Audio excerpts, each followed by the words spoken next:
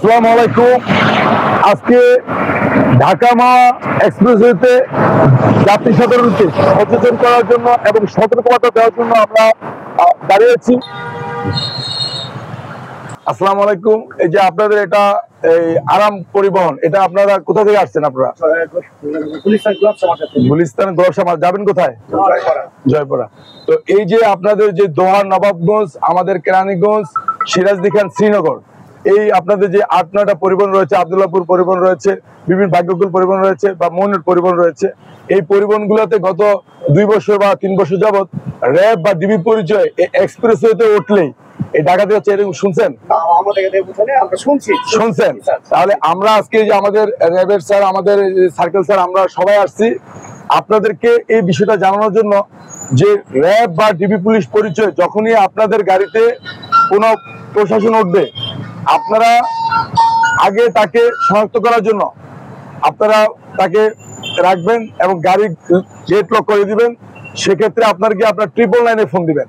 Triple লাইনে phone দেওয়ার যে সে যে র্যাবের লোক, এই যে লোকটা নিয়ে যাচ্ছে একটা লোককে, এই লোকটা কে, তার সাথে কি টাকার ব্যাগ আছে কিনা, এই জিনিসটা নিশ্চিত করতে হবে।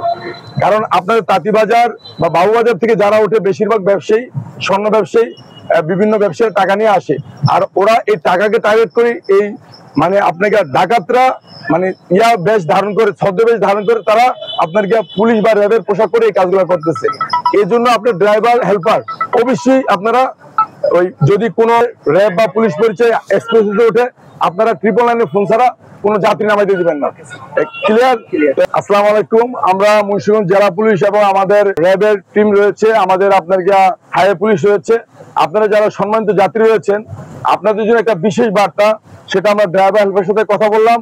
বিশেষ করে ঢাকা তাঁতিবাজার, বাবুবাজার থেকে বিভিন্ন ব্যবসায়ীরা টাকা পয়সা নিয়ে, মোটা অঙ্কের টাকা নিয়ে আপনি আসা যাওয়া করে, স্বর্ণকার ব্যবসায়ীরা স্বর্ণ নিয়ে আসে।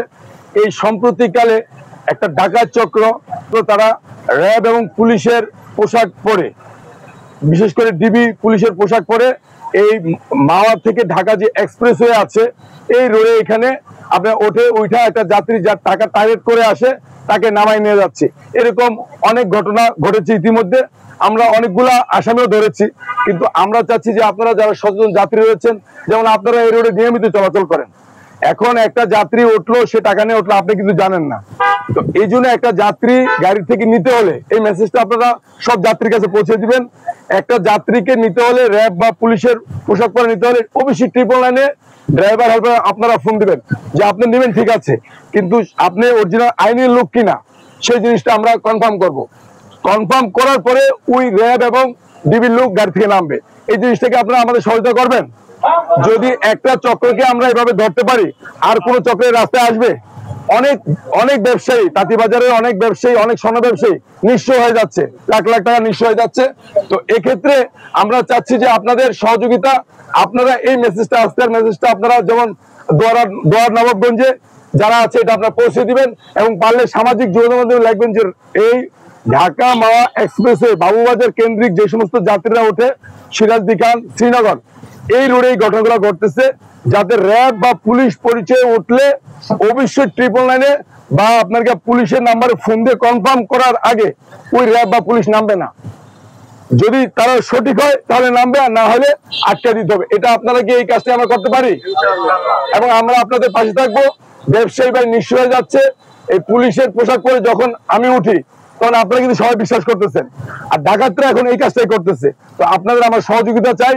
আপনারা এটা সোশ্যাল মিডিয়া লেখালেখি করবেন, এবং যাতে আপনাকে দোয়ার নবাবগঞ্জের লোক ব্যবসায়ী নিরাপদ থাকে এই বিষয়টা নিশ্চিত করবেন। সবাই ভালো থাকবেন। আসসালামু আলাইকুম।